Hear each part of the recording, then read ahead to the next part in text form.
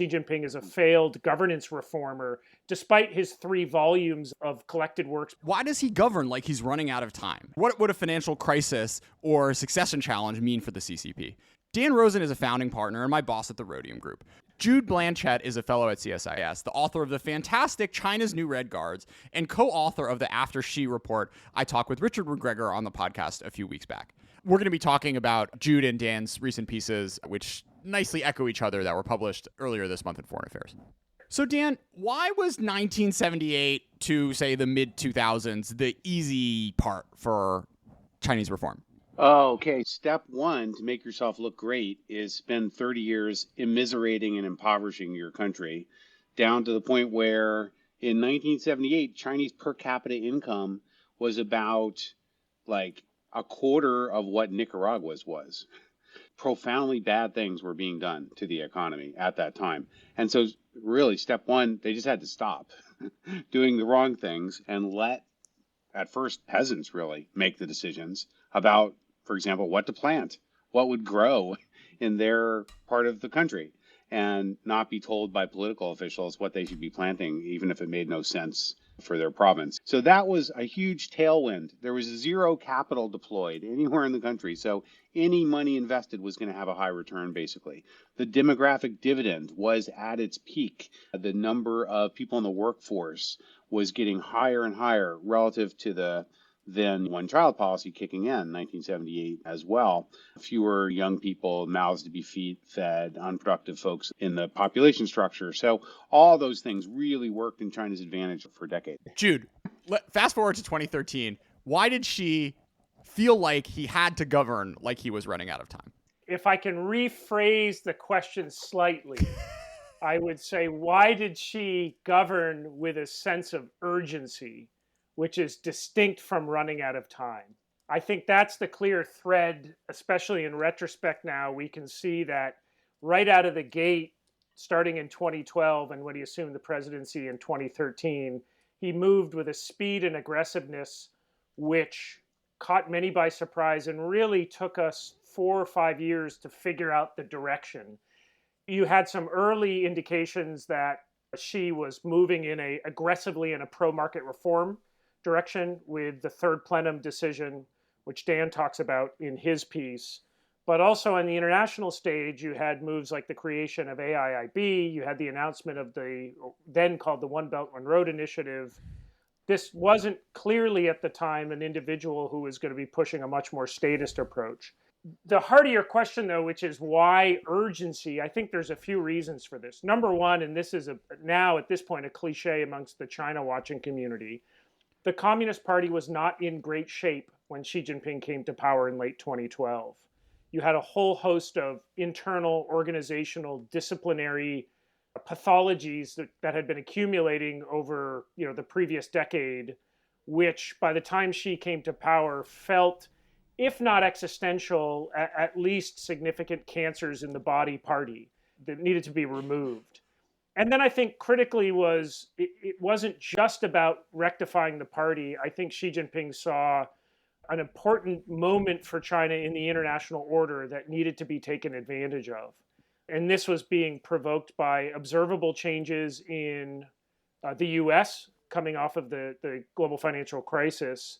And I think Xi assessed that, look, there is the 21st century global order built around critical and emerging technologies and the opportunity to shape standards and digital infrastructure offer an important opportunity for China. So these needed to be taken advantage of. So it wasn't just a sort of crouching posture of defeating existential concerns to the party. I think it was also an offensive move to start rebuilding China's aggregate global power. Dan, why don't you talk about the macroeconomic situation and what drove the really aggressive agenda that was laid out in the third plenum? Yeah, I love Jude's list of motivating factors. There was only one that wasn't in his list that I wondered whether he thought was a factor. I remember John Garneau back in the early days of evaluating Xi Jinping's behavior, saying that somehow claiming to have gotten access to an internal speech he had given where he said, guys, if we don't push back on these hostile foreign forces and Jasmine Revolution, all this kind of stuff, we're going to end up like Mubarak in a cage in a courtroom. And so that was motivating. They didn't want to be Gaddafi in a ditch. And that adds to the list. I think the economics in the early days, I don't think she felt that he was running out of time. I think he thought he had time, but that there was important work to be done. And the 2013 60 Decisions program you put on the table, it struck me as confident. It didn't strike me as somebody who was desperate about the economic situation, but someone who felt like they understood what the laundry list of things that needed to be done was, and with surprising coherence and boldness, laid it all out in black and white and said, read my lips. We're going to do this stuff by 2020. So I would first set the scene by saying that while politically I had a feeling that there was a little bit of sense of, if not panic, remember the whole Bo Xilai and craziness of that period. On the economic side, I was struck by the sort of confidence and decisiveness, really, and making the market more decisive, right, was their language, in fact. We can get into some of what the specifics were that were prioritized from 2013 forward, but I think it's interesting to note that at a kind of higher level, on the economic side, they felt like time was on their side and they were going to be able to get things on track.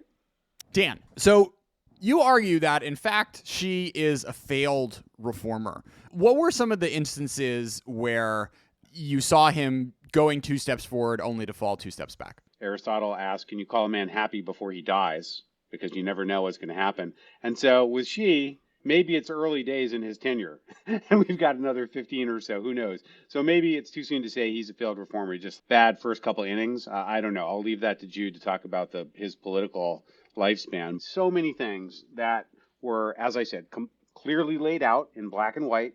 Read our lips. We're going to do this stuff. And then it just didn't work out the way that was hoped. And just starting right from 2013, some examples, clear diagnosis that the crazy amount of that the counter-cyclical stimulus, if you will, classic Keynesian response, Nick Lardy called it the gold standard of response to a financial crisis from the global financial crisis.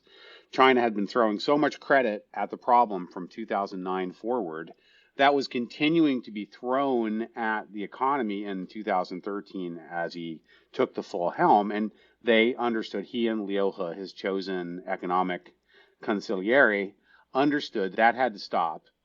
Otherwise, it was going to squander some of China's credibility as a sound financial system, etc.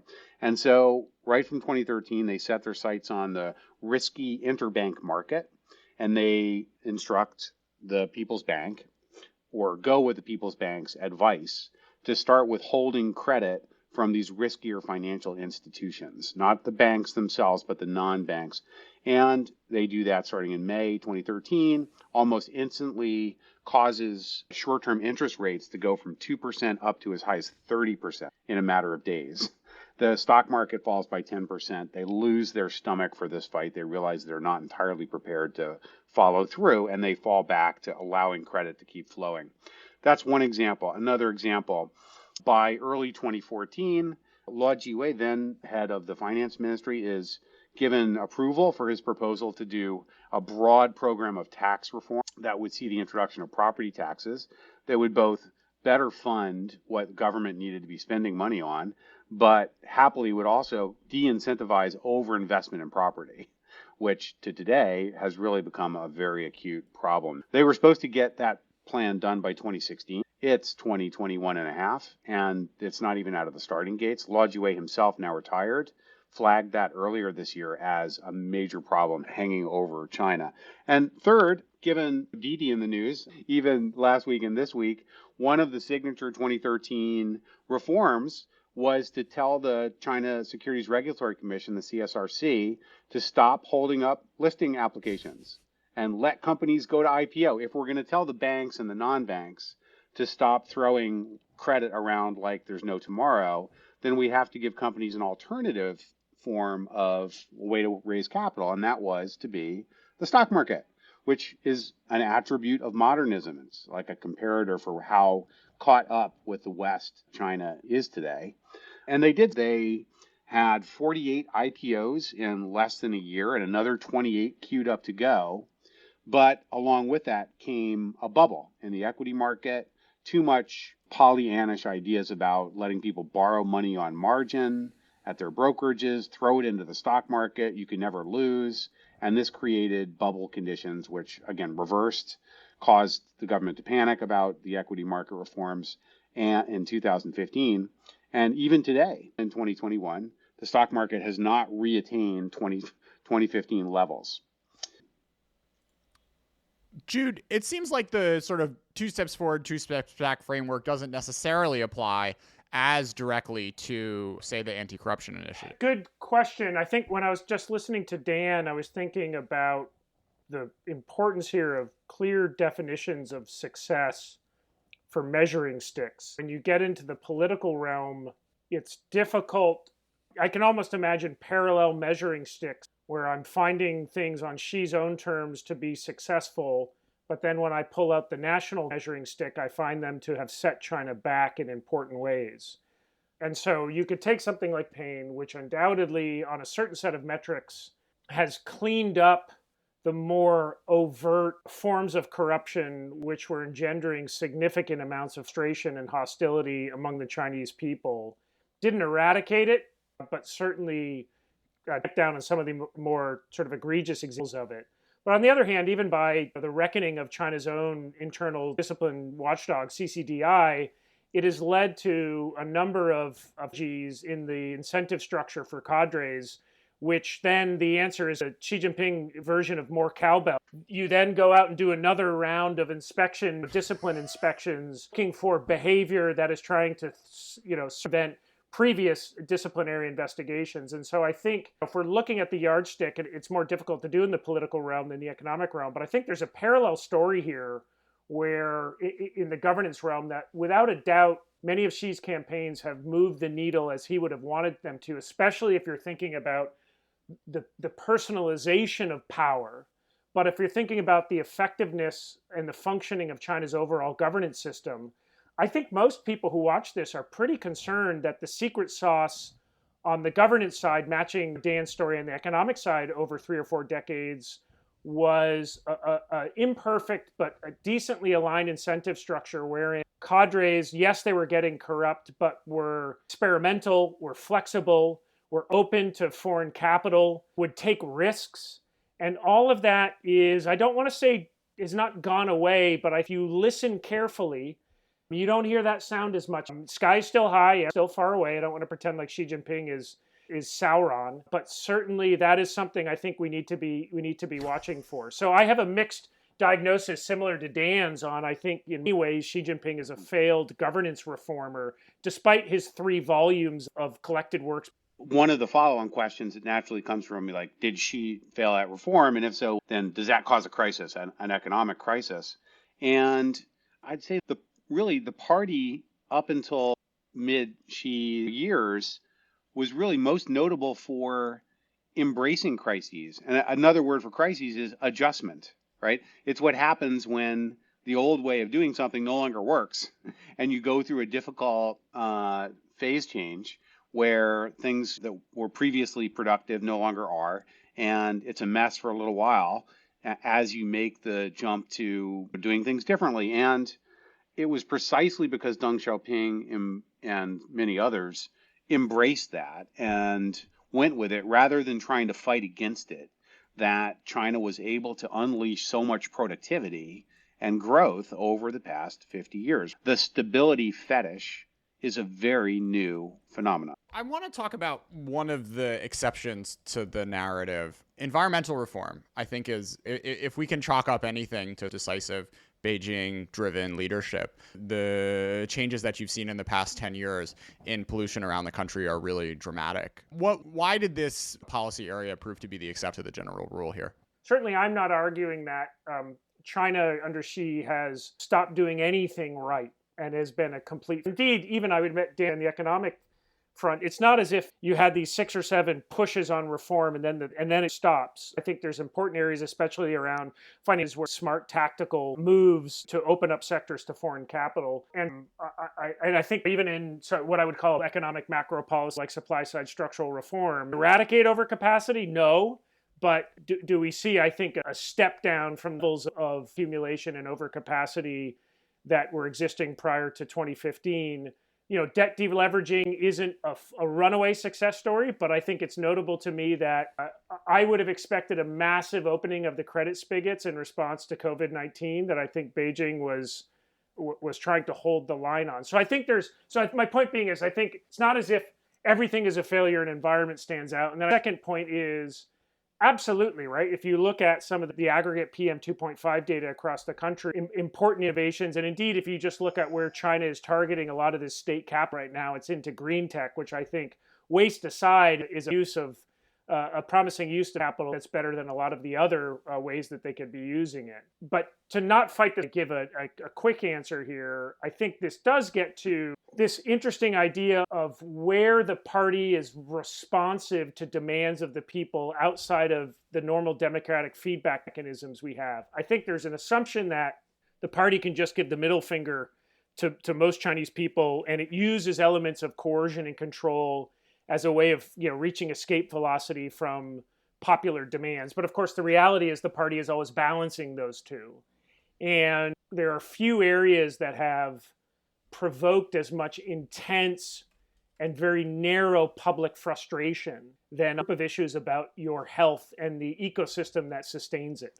Water, food, air pollution, these are all issues that over the past 10 to 12 years have become acute focus for Chinese citizens, as you would naturally expect. And so I think the level of frustration there has been so channeled and so specific.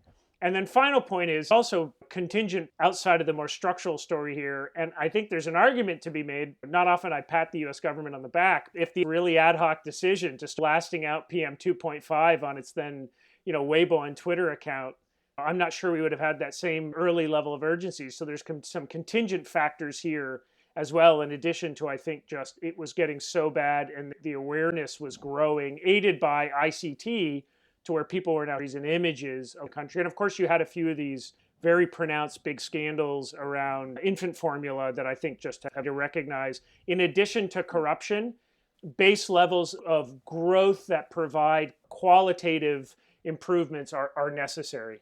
I'd add 2 things to this part of the conversation. Number one, over these 10 years, 2010, say, to 2020, there has been a tremendous growth of the services sector of the Chinese economy, right? It's part of being at middle income level.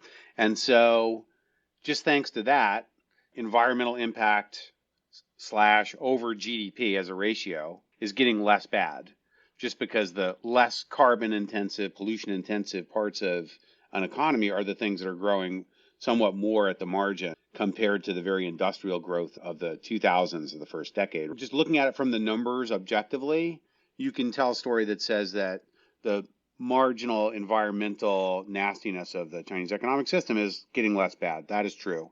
However, can we really audit the actual absolute levels of pollution impacts in China? Is it permissible for supply chain auditors to go looking at even environmental impacts, let alone other things that are more sensitive today? If China is having this great success environment, they really should allow more sort of liberal interrogation of that story to help prove the point. But data is not as easy to come by today as it was 10 years ago. And just on the face of it, that leaves me a little bit skeptical about the environmental story that we tell as well. Dan, you write that at some point, China's leaders must confront this trade-off. Sustainable economic efficiency and political omnipotence do not go hand in hand. Why? Really?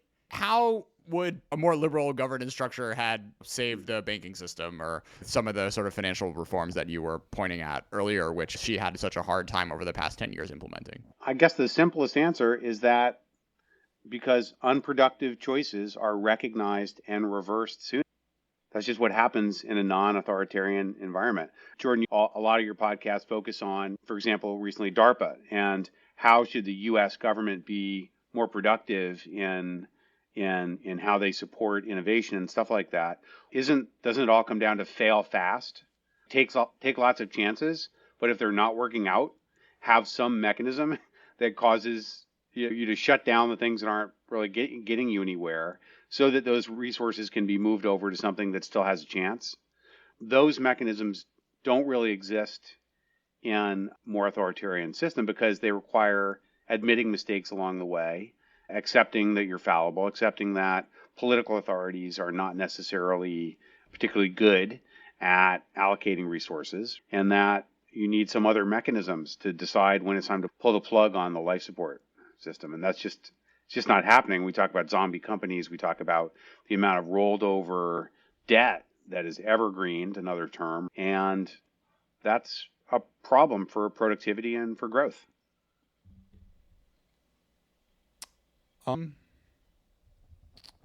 Jude, is she running out of time on Taiwan? I think we need to unpack that a little bit. How might she feel running out of time? You can imagine a few different scenarios. One would be looking at trend lines. Beijing has long thought it has time is on its side and it can afford to be patient because ultimately it felt the trend lines were moving in its direction on Taiwan. And that story, I think, was largely true until about, 2016 or so, when you had the election of DPP President Tsai Ing-wen. But you had increased economic integration between Taiwan and China, which China has always understood that one of its greatest geopolitical assets is its market and access to it. You also had for a good chunk of time, the KMT was in power, and that's when you saw the warming of relations. But, and this again, maybe there's a theme here in our discussion about, and I always forget if it's snatching victory from the jaws of defeat or the other way around, but Xi Jinping own goaling himself by essentially misstepping and creating the prerequisites for his own future failure. And undoubtedly, events of the past year and a half with, first of all, the swift and I think irreversible Hong Kong with the national security law and the recent electoral system has, if any, dwindling support on for any vision of reunification. Xi Jinping has just gone and, squeezed the last breath out of that, which of course creates a self-fulfilling prophecy here where poll numbers on Taiwan show vanishingly thin support for any type of reunification. It also, again, remember, Tsai was not, before the January election of last year, for the previous year, she was not doing well in the election polling until China really made that move against Hong Kong. So you've now helped marginalize the KMT, further install the DPP or entrench the DPP, alienate public opinion. So that is it. You can imagine that scenario where Xi Jinping feels like time is running out of his side. But in all of these analyses that China or Xi Jinping is getting an itchy trigger finger, or even, frankly, comments coming out of the outgoing head of Indo-PACOM, Phil Davidson, that there was a 6-year period, all of that analysis has had this kind of fill-in-the-blanks component of how the Xi administration would be considering this really extraordinary action of launching a military campaign to take and hold Taiwan. And although I may think Xi Jinping has a sense of urgency, I don't think he's suicidal.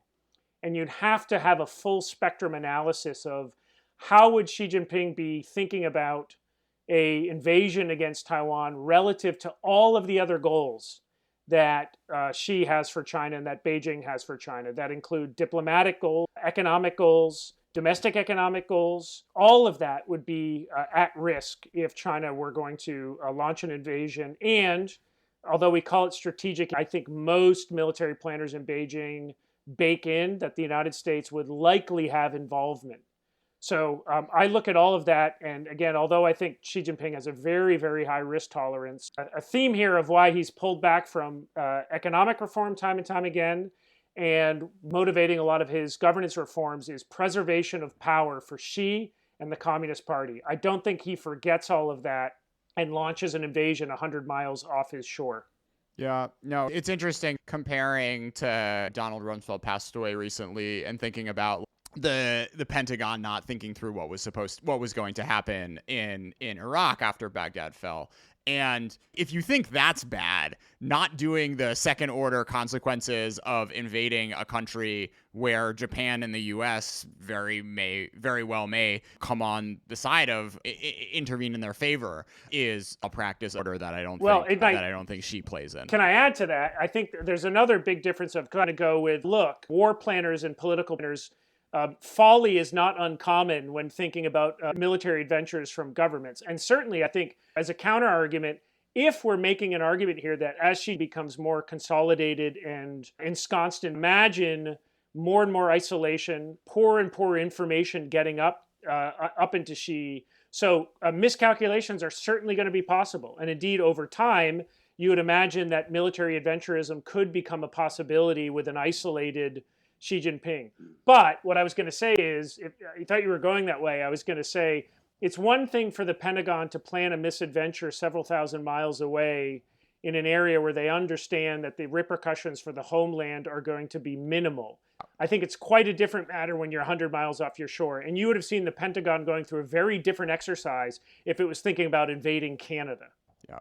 It also comes back to like what motivated Japan in 1941. Like Hitler felt like the clock was running out on him and he was being encircled and the end was nigh. And there's a very, like, the amount of quote unquote encirclement which China feels when there's like a few sanctions on Huawei and semiconductor exports is so far beyond what was facing Tokyo in 1941, where they were about to be cut off from oil. And there is, I think, a strain within the CCP of, you wrote like the paranoid style of CCP politics where everyone's out to get you. But we are still a very long way from Beijing feeling so cornered that it has to reach out beyond its borders to secure resources or regain prestige. Let me put an asterisk on that.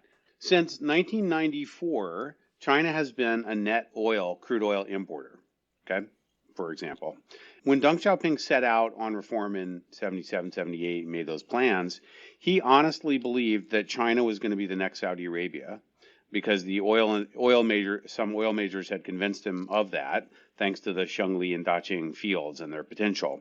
And he truly believed, this is a fascinating part of the reform history, that he was going to be able to finance the entirety of China's technology modernization with oil revenues.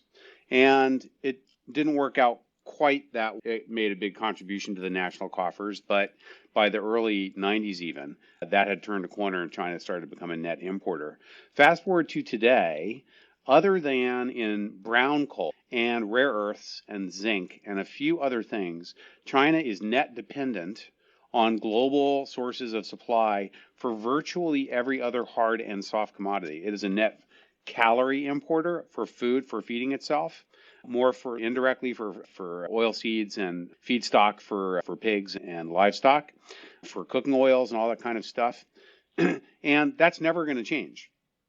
Given China's endowments of arable land and the demographic trends before it, China will, whether it manages to export consumer electronics to the world or not, will always need its bauxite and its met coal and its calories from the world. So we think about a slowing growth rate and some of the consequences of them for them of not getting the economics. And they're not quite as in the catbird seat in the out years in terms of their needs from the world as some people seem to think. Maybe as you seem to think. Dan, I think you got to get on the solar and vertical farming hype trains here. You can do that for your kilowatts, but not as a feedstock to make plastics and all sorts of other industrial things that still need oil for those purposes. So we'll see. Yeah, fair enough point, but we'll see. I just adding on Dan's point, I think this is another frustration I have with how we're thinking about China. I don't feel like many of us have a really dynamic view that is thinking about 10 years out. And if, as like epistemological humility here, I don't think any of us on the eve of Xi Jinping are in a good position to say we're China years out. And gosh, is it different. really significantly different. Not only the orientation of economic policymakers, I think the relationship between the Communist Party and society, and the relationship between China and the world. And I understand the inclination now where, unfortunately, what I liked living in Beijing, because I didn't feel like there was a political angle to discussions on China. It was really just empirical discussions where maybe you'd agree, maybe you'd disagree, but you weren't in a camp. Here in DC, I feel there's an underlying agenda or something you're trying to push back against in terms of how you interpret them. So it leads to, I think, this sorting mechanism. Trying to split the difference on that, I think Dan gets to some really great questions in thinking about how putting these pieces together. Let's imagine 6, 7, 8 years out, we've had not a crash in growth, but we've had this kind of long, soft fall continues.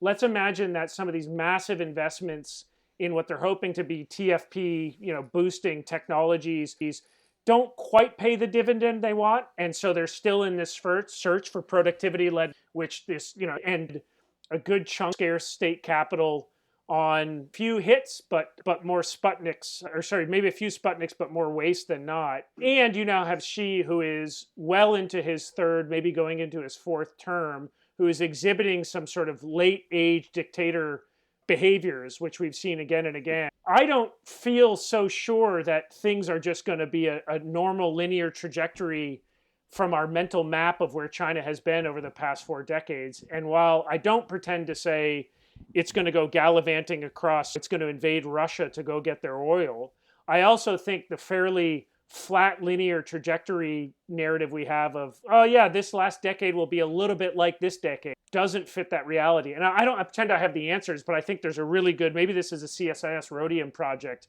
I feel like there's a really good China 2030 or China 2035 project to be done of scenario planning on like bringing in all these elements on the elite political, the structural and contingency economic factors, the geopolitical environment, and technology trends, and pulling these together and imagining where China could be in 10 years, because it's just a massive question mark to me in a way that it's not with the United States. I feel much now and can imagine the kind of muddle through path we'll have to get us through 2030. But China is now, it's like the Bitcoin of political system. Are you a funder with a high 5 or 6-figure dollar count interested in reading that report? If so, reach out to me, Dan, or Jude, and we'll set it up. We'll make it happen. Seamless, Jordan. That was a really great segue.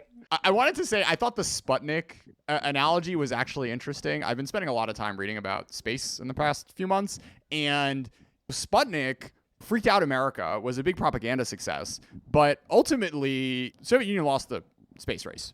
And the Sputnik was created doing these technological shortcuts, which ultimately ended up really handicapping the Soviet Union space effort. So the analogy may be more apt than you were initially intending, Jude, in that the sort of like when she tells Liu, your job is to figure out 3rd generation semiconductor technology and you have 3 years to do it. Like, that is not necessarily creating the type of incentive structure where he can come back and say, no, this is a 20-year project, and we need to get high schoolers like more Raspberry Pi boards or something, as opposed to we're going to swing for the moon and like almost certainly fail. Well, add something to that, Jordan. I think, again, this is where politics and economic policy come together. My old boss at the conference board, David Hoffman, used to call this as, under Xi, China was viscosity trap, which is every initiative has to be bigger than the last one. And just when you were talking about the Liu project conductors, I think it's a good example. There's a fine line between the push needed to channel resources, attention to get big breakthroughs.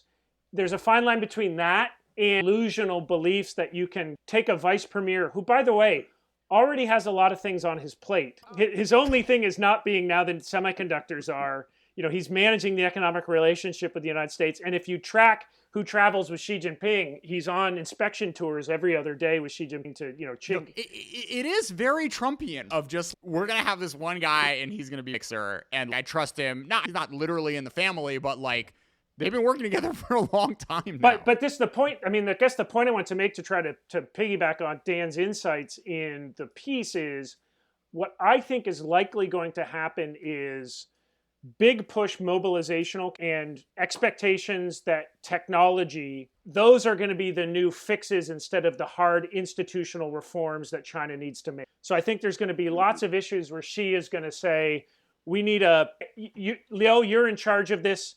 Go get me this. Need a big push on this. Or we're going to see him hope that robots are going to solve demographic or workforce challenges, because I think that is easier than what Xi has, building off Dan's insights, has shown himself very clearly listening to some of his economic planners about what needs to be done, but then very quick to reverse course when it feels like the reform is starting to undermine political stability. And so he's going to look for workarounds to institutional fix. And I think what we know is almost all of these issues aren't going to get a robust aid to fix them. It's going to take deep structural fixtures. I don't know if folks haven't read Scott Rosel's work on Invisible China about the human capital environment, you start to see how this hard, unsexy stuff that's going to be required about primary school education, job training. And I fear that's not alluring enough for Xi Jinping, and that's not quick enough for him. And then you can see how that just leads you to more of the same and more muddling. There's been a tussle over whether China should be embracing our reform in the way we mean it when we talk about it here, because it almost seems as though that would somehow at this point be a capitulation to American preferences or the non-Chinese point of view. But reform, precisely as we mean it, is China's modern birthright as well. No country really can claim a more admirable, bold, and prodigious, productive track record of getting major liberalizations done than China between 1978 and 2015, even into the Xi years. I think this is the main thrust that I was trying to convey in the piece. She was not resistant to the idea that there needed to be corporate governance reform at state-owned enterprises, that independent boards of directors needed to replace the role that party committees were playing, right? Up until about midway through his tenure thus far. And it wasn't that he necessarily changed his mind, maybe he didn't, but we can see that his attempts to put those new systems in place for a new era were not working the way they were advertised to him by his economic team, no doubt. And he was frustrated, annoyed, and probably disconcerted to observe how much potential social instability was being introduced by these imperfectly implemented, executed reform initiatives, right? When he finally comes back to it, he will be able to point to his own record of putting down in black and white a fairly clear and bold call to arms to get liberalization work done in the economic lane. And he can work with that ultimately. Let's just hope that he doesn't evince those older gentleman autocrat tendencies that Jude was referring to. Dan, I was going to say, I wonder if there's a book to be written 10 years from now on how the 12 months from end of summer 2015 to end of summer 2016 was the kind of decisive year in the Xi administration where you saw a real important inflection shift and the real Xi model emerge. Because as you were talking about tolerance for corporate governance in SOEs, it was 2015, 2016 that suddenly you saw, because I was at the conference board in Beijing then, it was probably early 2016, suddenly you saw companies coming to us and saying, hey, our Chinese JV partner just handed us this note requesting we revise our Article of Association to give the party committee a de jure role in the corporate governance structure. That's when you started to see SOEs doing the same in their revising the association down in Hong Kong if they were listed down there. So the governance inflection point was 2016. Meg Rithmeyer at Harvard Business School, who's doing awesome work on evolutions in Chinese state capitalism, paints this picture of a real fundamental shift of state capital after the equity market meltdown in 2015, where the national champions who stepped up never stepped back and just evolved their role to now becoming investors in everything, right? So taking little equity nibbles across the entire economy. It's oftentimes just a single percentage point, but nonetheless, now you have Central Huijin and others with investments everywhere. 2016 was also the year that Xi Jinping was chosen as the core. And I remember being in Beijing the night that came out, and I remember being at a table with a bunch of business executives, and it was the moment they, and I think myself as well, realized, hey, so this is who we're dealing with now. And of course, 2016 is you have Brexit and finally Trump, but that sort of 1 year period feels, and I think the equity market meltdown had such enduring long tail impacts on regulatory policy after that. And that was, you also had these critical political shifts domestically. I don't know, the timing may be not quite scientific on that, but I feel you kind of have this late 2015, 2016, and then post, right? And everything that happens post, really I can trace back, to that really, that sort of important 12 or 13 month period. I'll read the book, write it. I think there's a lot of raw material available to work with to put that thesis together. I think it does make some sense. At the same time, there are many elements that weave into that where the thread had been what was starting to get twisted together before then, that were external factors that were in the mix in terms of the external environment, the sort of exhaustion of the WTO phase-in period that sort of allowed for a grace period, if you will. And so it was inevitable. And then also the sort of pure competitor aspect of how far China had gotten in terms of its technological advancement had now reached a point where it was going to be treated differently. I'm now fixated on this idea of the 12 months that made modern China. This is a direct Rhodium connection here. 2016 was the year you had that massive spike in outbound investment, which had pretty significant ricochet effects domestically in China, the subsequent crackdown on the HNAs, the Anbangs. Yeah. Also, that's the year in 2016, a couple of those Syngenta and ChemChina deal and the KUKA transaction. That's what really started Europe's wake up on China. So there's a kind of a geopolitical element as well that were it not for probably that very overt surge in outbound FDI, especially into some of these sort of critical and emerging or national security technologies, I'm not sure it would have taken longer on the European side. Because right after that, they started talking about the need for EU investment screening mechanism. And then here in the United States, it was a little bit like, certainly everyone's watched Die Hard, where it takes place at the Nakatomi Towers. There was this vibe in America of you now had these Chinese companies buying, bowling alleys and hotels and AMC. So I think there was a kind of a spook. Yeah. And final thing, and then I'll shut up, Jordan, because this is your podcast.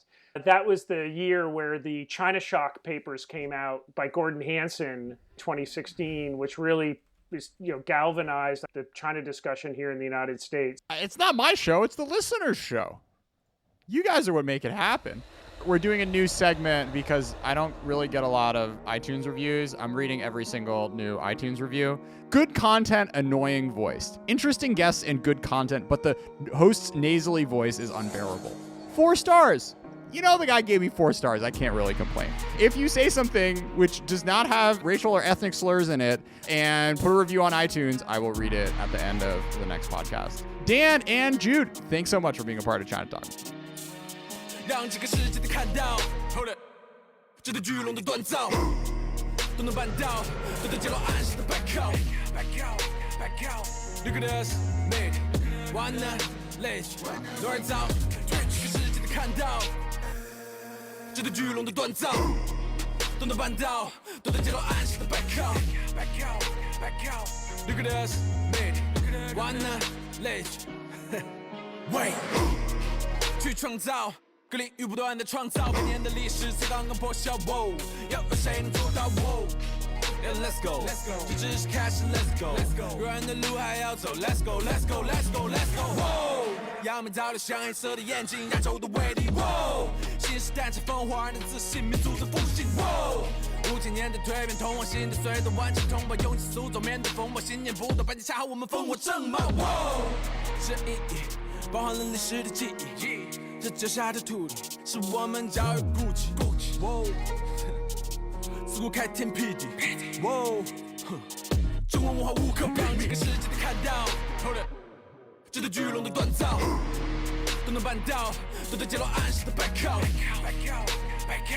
liberalization，完了累，多少早退去世界的看到，这对巨龙的锻造，东的半岛，都在街头安心的背靠，liberalization，完了累，喂，巨龙的睡醒，这强烈的背影，放中华这是被警告，分离是什么才没领教 ，Let's get it。世界话叫都讲规矩，说不可能去让北京像响应来张威力。我们只和自己在赛跑，全世界都这样中国造，你们也100个奖牌都没骄傲，无形最闪耀，